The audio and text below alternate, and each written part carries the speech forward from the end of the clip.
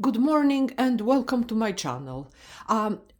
We are looking at Dendrobium aphyllum or Dendrobium pierardi.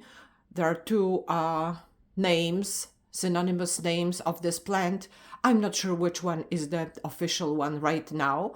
Dendrobium aphyllum means dendrobium without leaves. And I like this name a lot because it reflects the fact that for a long period of the year, for the long chunk of the year, the plant does not have any leaves. This time it has leaves on two stems, and this is what I want to show you because I made videos about this plant, I don't know, at least 5 times, because every year this plant blooms, and it blooms beautifully and spectacularly, and every time it blooms I make a video about it to show it to you, to show the plant to you. And this year, this time, I'm making a video without flowers but with leaves. If you are curious how the flowers look like, please go to my channel, and in April the plant usually blooms. So every year in April there is a video about this plant with beautiful flowers. So the life cycle, the yearly cycle of the plant is that the plant, leafless stems, start showing buds at around mid-March, beginning of March. On the stems, on the leafless stems that were produced the previous year, which means on these stems, when they lose their leaves in about October, on the nodules where the leaves are, instead of the leaves there will be flower buds in mid March.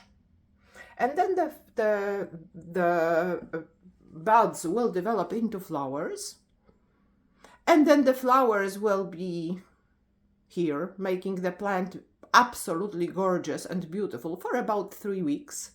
And then the flowers will drop and new stems will emerge from the center of the plant, and these two stems are the stems that emerged after the flowers fell. This plant needs to be watered quite regularly throughout the growth season. So what I do, there is a pot in this clay container. Okay, so there is a pot here. Okay, so what I do once a week, I remove the pot from the container. I fill up the container with water, and I should put a weak solution of fertilizer in that water. I don't do it every time, but I should. And then I put the pot back in this container, in this vase. I let it stay there for about half an hour. Then I remove it. I pour the water out, and that's where the orchid is for the rest of the week. And then I do it again. I might do it more often if it's really hot. I might do it less often if it's gloomy. But the rule of thumb is that the pot should be, well, dry, not really moist between at the end of the before I water it again. Okay, so then in about October these leaves will turn yellow and they will just fall, and then I will stop watering the plant completely.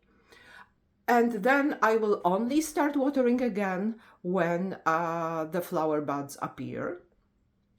And that's how the cycle is completed.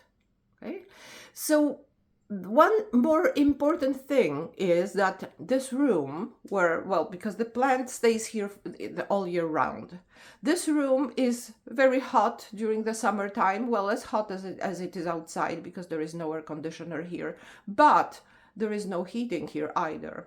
So in the winter time, it's really cold.